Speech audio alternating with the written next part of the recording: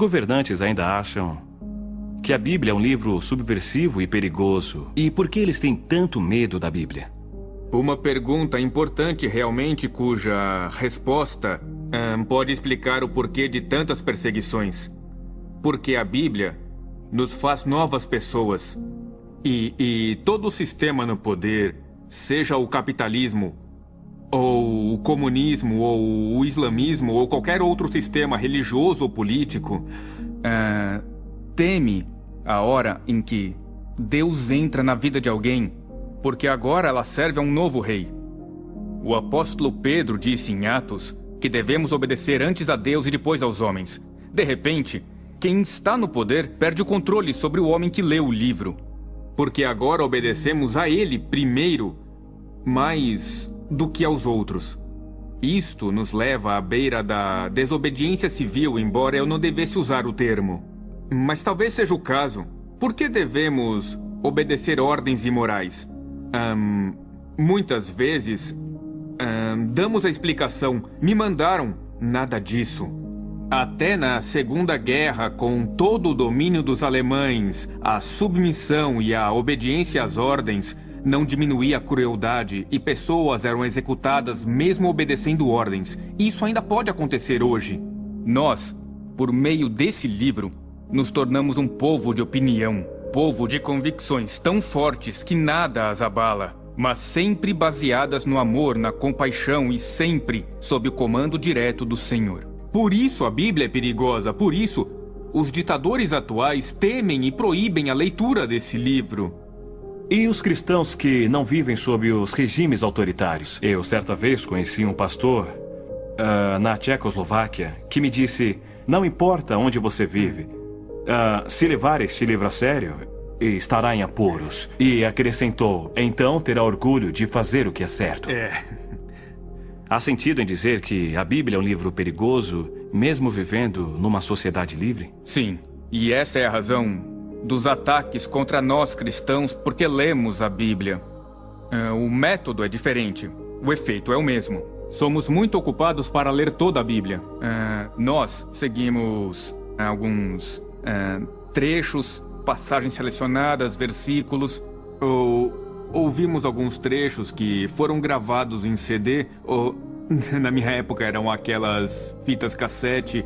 E eu ouvia o Novo Testamento no meu carro ao viajar pelas estradas da Europa e era maravilhoso ouvir aquilo. Você deve separar um tempo para aquietar-se. E é por isso que nessa sala quase não se ouve barulho vindo de fora. Eu não tenho televisão aqui. No rádio eu ouço notícias. E havia uma janela bem ali. E quando eu ocupei essa sala, eu mandei fechar aquele espaço com tijolos, eliminando ruídos externos. Nós temos que ter um lugar para ouvir a Deus. E então, absorver a palavra. E talvez só assim ouviremos a voz de Deus. Ela não deve competir com toda a agitação à nossa volta. Sem ter um ambiente favorável, não será fácil. Devemos ter mais dedicação em nossos hábitos para ler a Bíblia, que é chamada a Carta de Amor de Deus para nós. Talvez você já tenha ouvido esse termo. Se disser: eu não li a sua carta de amor, Deus, aí foi mal. Acha que pode continuar assim, ignorando a palavra de Deus? Não dá. Devemos nos tornar pessoas segundo a Bíblia, ler o livro inteiro, toda a obra. Uma vez por ano, pelo menos. Não é difícil. 3 capítulos por dia e 5 no domingo. Se for ler em voz alta, são 88 horas lendo em voz alta, e inclui o Antigo e o Novo Testamento. Se é demais, você é preguiçoso. Como esperar que o Senhor o abençoe, o use e o proteja se tem preguiça de ler sua palavra, pela qual milhares de pessoas foram mortas? Profetas foram mortos por ela. Os apóstolos foram mortos por ela. Mártires da história da igreja morreram por ela. Hoje pessoas morrem por ela. E deixamos a Bíblia na estante? Existe uma história de uma família na Holanda, onde eu morei. Um pequeno garoto encontrou a Bíblia da família coberta de pó. Levou-a para a mãe e perguntou: mãe, esse é o livro de Deus? A mãe olhou o livro e disse: claro que é o livro de Deus. E ele falou, por que não devolvemos, já que não usamos? E, veja bem, hoje, só em inglês, existem 440 diferentes traduções e versões da Bíblia. Estamos lendo? Ou deixamos que, ocasionalmente, a verdade salte das páginas, nos atinja no rosto e mais nada? Para que, então, temos o livro, se somos tão relapsos com algo que exigiu a vida de tantos mártires da igreja e até hoje é assim? Como esperar que a palavra de Deus transforme nossa sociedade tão podre, corrupta, decadente e imoral? Se a igreja não mudar e, não ocasionalmente, mas fervorosamente buscar a Deus, não há esperança para a humanidade, pois isso realmente depende da atitude, fé e ação dos cristãos. Há pessoas que desejarão percorrer o caminho que você trilhou. Então, dê-lhes um ponto de partida pelo qual poderão começar a viver segundo a Bíblia. Qual seria este ponto? Uma das minhas orações ainda é: Deus, faz-me verdadeiro. É tão fácil ser religioso. Isso não leva a lugar nenhum. Quem teme ao Senhor chega lá sem precisar ser religioso. Nós fomos criados numa cultura religiosa, cínica, evangélica e blá blá. Mas peço a Deus que me faça verdadeiro. Eu não quero ser só mais um. Quero ser alguém que faz diferença. E eu acho que eu faço, mas ainda posso melhorar.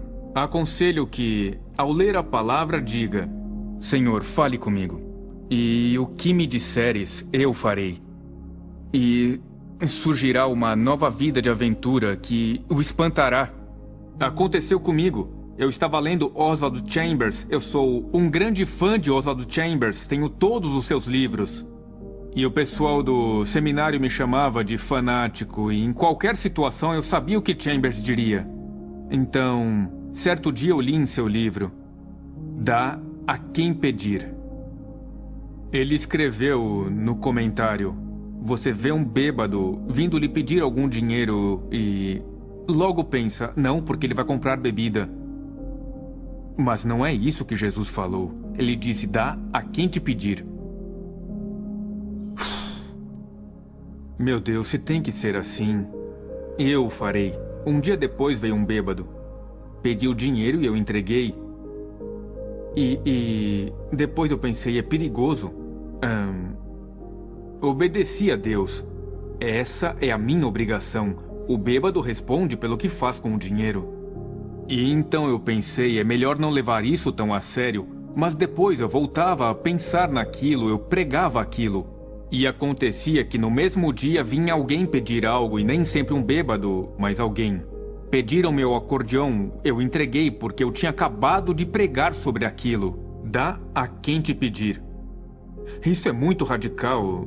Nas minhas viagens eu entrava em hotéis de luxo sem meus sapatos, porque eu vi um mendigo sem sapatos e lhe dei os sapatos, dei o casaco, e era até embaraçoso depois me hospedar num hotel de luxo sem sapatos, e eles estranhavam muito aquilo. Mas tudo bem, porque em casa eu tenho mais sapatos, isso é passageiro.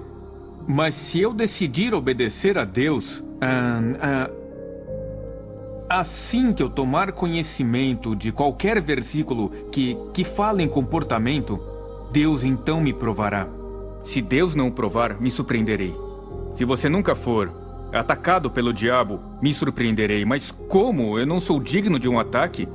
Você perde por problemas quando segue a Jesus radicalmente. Mas nos problemas diga aleluia, eu estou no caminho certo. E siga o livro. Siga o livro, siga. Ele transforma a sua vida, e agora, quando leio aquele texto no Sermão da Montanha, penso ser melhor esperar até pregar sobre isso de novo. Porque Deus nos leva a sério, e isso é encorajador. Aleluia!